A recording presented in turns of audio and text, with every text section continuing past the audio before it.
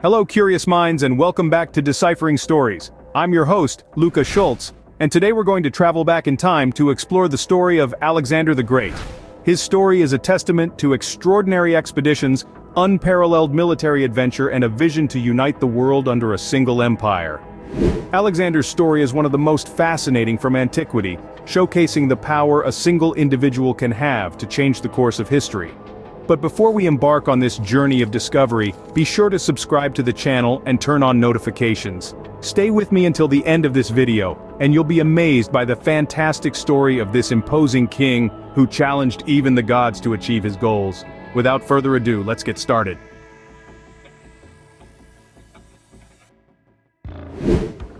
In 356 BC in Macedonia, Alexander was born, the son of King Philip II and Queen Olympia. Although privileged, his childhood was marked by turmoil, mainly due to the constant interference of his mother. The meticulous King Philip II planned his son's education, entrusting it to the famous philosopher Aristotle. This tutor provided Alexander with a comprehensive education, encompassing literature, political science, music, and art. Among his studies, Alexander's passion for the epic poems of Homer, especially the Iliad, stood out. The influence of Aristotle, and the fascination with the epic stories of heroes and conquests, shaped Alexander's life and military campaigns. With the death of Philip II at the age of 20, Alexander ascended to the throne, quickly revealing his leadership and strategic skills.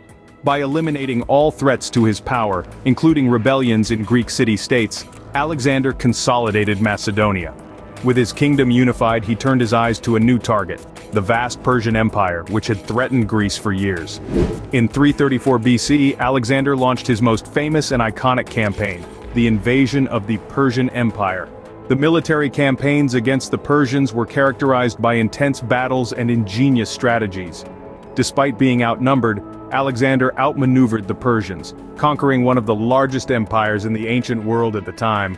Even before his campaign, Alexander had already demonstrated a natural talent for leadership and strategy. In one of his most famous battles, the Battle of Issus, he outmaneuvered a much larger Persian army. With his superior tactics, he was known for leading from the front, inspiring his soldiers and risking his own life. In 332 BC, after consolidating his conquests in Asia Minor and Syria, Alexander turned his attention to Egypt, then under the rule of the Persian Empire. Egypt capitulated without much resistance, and Alexander was welcomed as a liberator by the Egyptians, who were dissatisfied with Persian rule. It was during his stay in Egypt that Alexander founded the city of Alexandria, one of many examples of his custom of establishing cities and naming them in his honor. Alexandria, however, became the greatest of his urban ventures, and grew to become one of the most important cultural and learning centers in the ancient world. In addition to his military skills, Alexander also sought divine legitimacy. In a visit to the Delphic Oracle, a sacred site in the desert, some sources report that he was proclaimed son of the god Amun, elevating him to the position of pharaoh and reinforcing his authority in the eyes of the Egyptians. His ambition, however, was limitless. In 327 BC, Alexander reached India. His armies faced various kingdoms and cities in the region, many of which surrendered without resistance. The Battle of the Hydaspes River in 326 BC was one of the most arduous clashes of the Indian campaign. Despite being outnumbered, Alexander defeated King Porus, but he was impressed by his bravery. He not only spared his life but also returned his kingdom. After the battle, Alexander's army, exhausted and demoralized, refused to continue. With that, Alexander was forced to end his campaign in India and begin the journey back to Babylon. Alexander's vision for his empire transcended mere domination. He aspired to a world where diverse cultures coexisted and mutually enriched each other.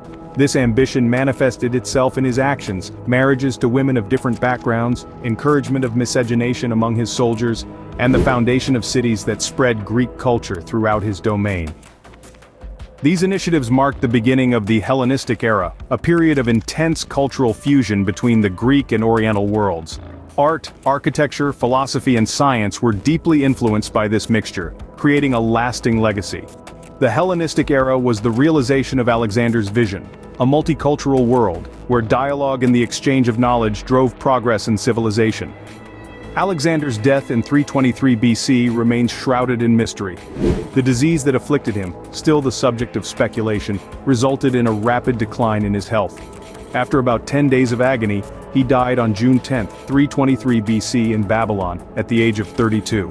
The exact cause of his death remains uncertain, with theories ranging from malaria to poisoning and even a previous battle wound. Despite his premature death, Alexander became a model of leadership and conquest for future leaders such as Julius Caesar and Napoleon Bonaparte. In his short life, Alexander achieved remarkable things, leaving a lasting legacy that continues to influence the world today. And so we come to the end of our journey exploring the life of Alexander the Great. But before we say goodbye, I ask that you subscribe to our channel and like this video. Your support motivates us to continue producing quality content like this. Thank you for watching, and I hope you enjoyed our adventure. Until next time.